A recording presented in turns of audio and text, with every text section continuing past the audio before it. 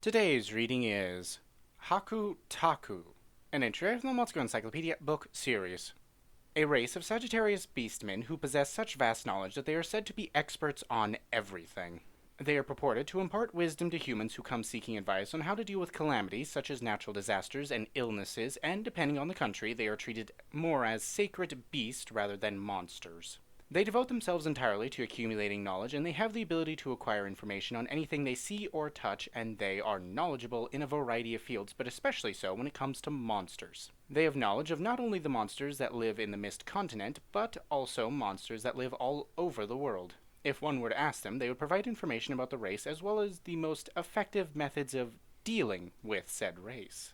However, the method of dealing with them wouldn't be the method to exterminate monsters, and the actions effective on monsters that one would hear from them would be behaviors that make it easier to be liked by that race. Effective items would be accessories imbued with the mana of a specific race used to attract said race. Weak points would be things that please a monster and help a man captivate her body and heart.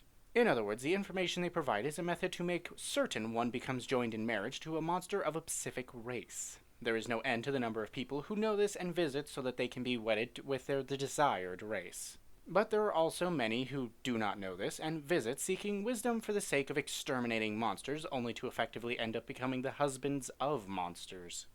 As teachers, they are of the finest caliber, and there are too many examples to name of pupils who went on to become well-known scholars or sorcerers. Their tutelage is accurate and easy to understand, but perhaps, because they are monsters, their teaching method they use for men who strike their fancy will gradually become more in-depth and involve physical contact, so that it brings them extremely close mentally and physically.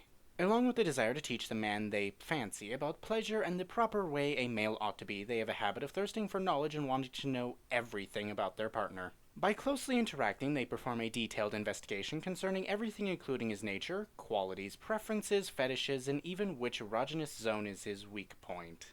After obtaining full knowledge of the man who will become their husband, they will use their own body as material to provide personal instruction on how to deal with a monster, explaining the pleasure of sex with a monster, and all about the body of his wife-to-be. In the initiation, they gently guide a man while striking precisely at his weak points.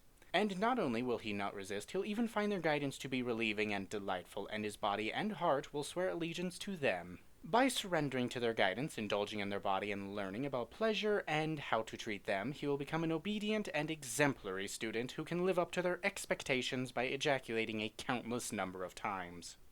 Not only can they obtain information from those they touch, they also have the power to impart their own knowledge and share it with the ones they touch. By using this ability, the knowledge they possess is passed down from parent to child.